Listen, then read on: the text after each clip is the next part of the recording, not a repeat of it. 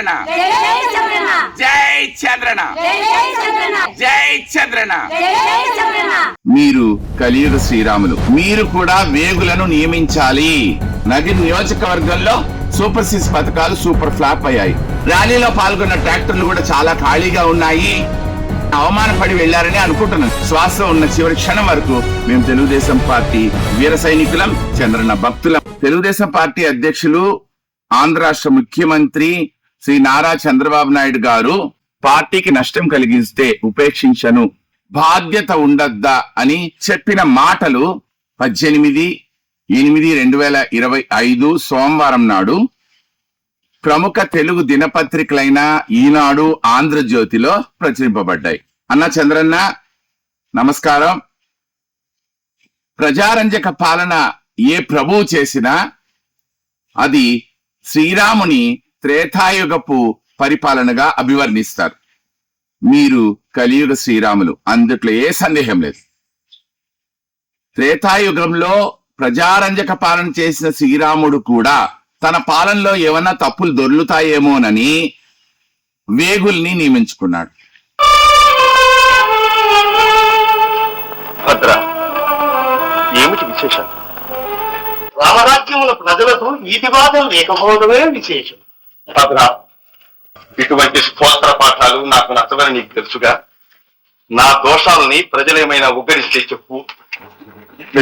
కలియుగ శ్రీరాముడుగా మీరు ప్రజారంజక పాలన చేస్తున్నా పాలనలో ఎటువంటి పొరపాట్లు దొర్లుతున్నాయో తెలుసుకోవడానికి మీరు కూడా వేగులను నియమించాలి. తప్పదు. ప్రతి నియోజకవర్గంలో పార్టీ కోసం ప్రాణమిచ్చే, మీకోసం ప్రాణమిచ్చే వ్యక్తులను వేగులుగా మీరు నియమిస్తే ప్రతి నియోజకవర్గంలో ఏం జరుగుతుందో మీకు తెలుస్తుంది. దానికి తగినట్టు చర్యలు మీరు తీసుకోవచ్చు.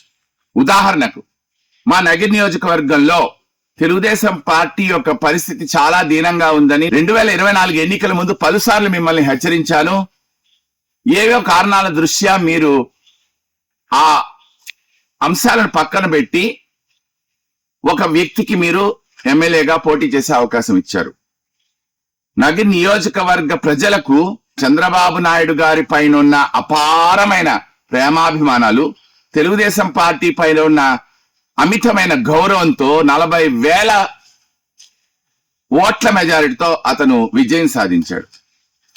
ఆ విజయం అతన్ని నాకు ఇన్ని ఓట్లు పడింది, నేను చాలా గొప్ప, నన్ను మించినోడు లేడు అన్న అహంకారాన్ని ఇచ్చిందేమో గాని చంద్రబాబు నాయుడు గారి ఆశీర్వాదంతో, నగిరి నియోజకవర్గ ప్రజల అభిమానంతో 40,000 మెజారిటీతో గెలిపొందాను అన్న భావం అయితే అతనిలో ఏ కోసాన కనబడలేదు. ఇది వాస్తవం. రోజా మాట్లాడుతూ సూపర్ 6 పథకాలు సూపర్ ఫ్లాప్ అనింది. అది రోజా మిడిమిడి జ్ఞానంతో అన్న మాటలు. ఒక రకంగా తీసుకుంటే నగిరి నియోజకవర్గానికి సంబంధించి అది వాస్తవం. నగిరి నియోజకవర్గంలో సూపర్ 6 పథకాలు సూపర్ ఫ్లాప్ అయ్యాయి.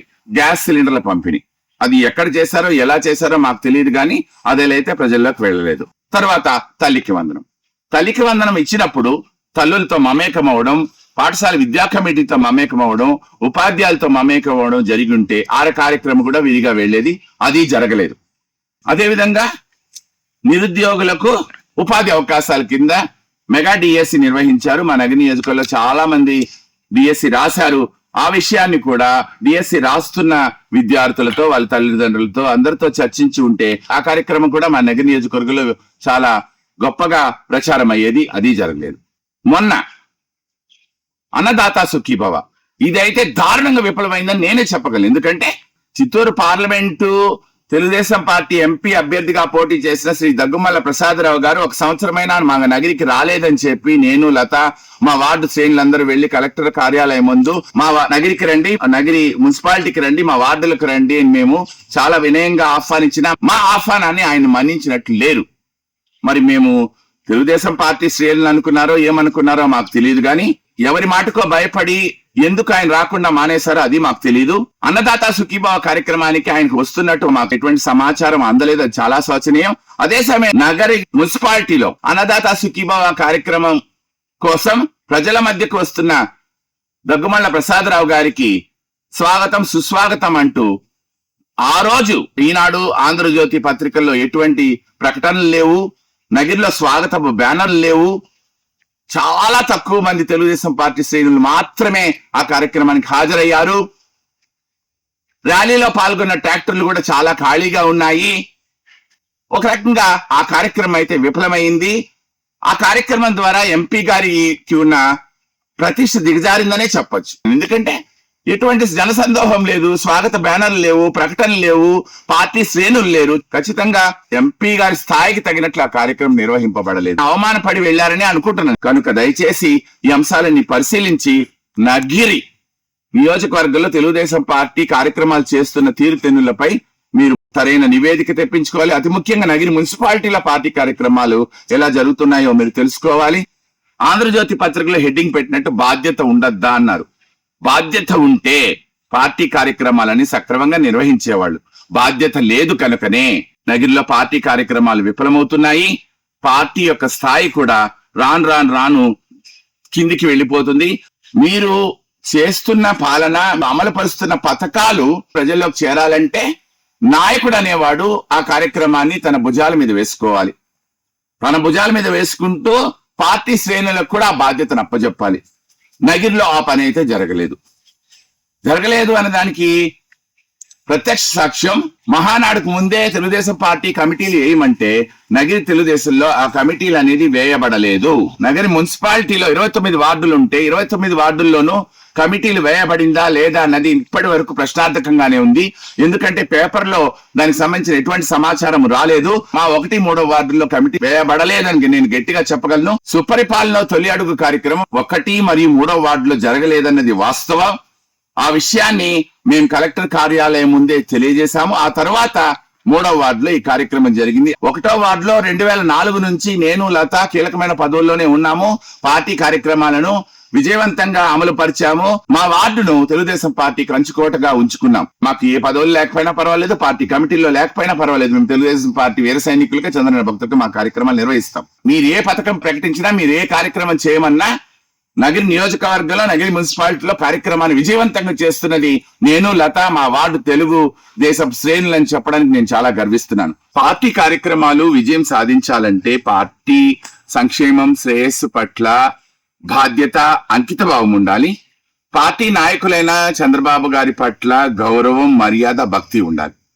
ఇవి ఉన్న వాళ్ళకి పార్టీ బాధ్యతలు అప్పచెప్పితే కార్యక్రమాలు సక్రమంగా జరుగుతాయి.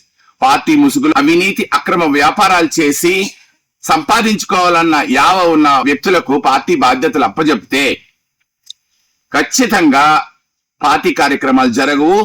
పార్టీ యొక్క పేరు ప్రతిష్టలకు భంగం కలుగుతుందన్న వాస్తవాన్ని దయచేసి మీరు గ్రహించాలని ఈ సందర్భంగా నేను కోరుకుంటున్నాను. ఈ సమాచారాన్ని మీకు సమాచారంగా పరిగణించండి తప్ప పార్టీ మీద, పార్టీ నాయకుడి మీద ఆరోపణలు చేస్తున్నట్టుగాని దయచేసి అనుకోకండి. మా శ్వాస ఉన్న చివరి క్షణం వరకు మేము తెలుగుదేశం పార్టీ వీర సైనికులం, చంద్రన్న భక్తులమని మరోమారు ఉద్ఘంటిస్తూ సెలవు తీసుకుంటున్నాను. జై తెలుగుదేశం, జై జై చంద్రబాబు. మొదలయ్యిందిర తెలుగు నేలనా, సంసిద్ధమై కదలర మన సమరంలోనా, దుమ్ము దుమ్ము దుమారమే ఈ కథనానా, గెలుపును ముద్దాడగ మెదలకు ఏ నిమిషానా.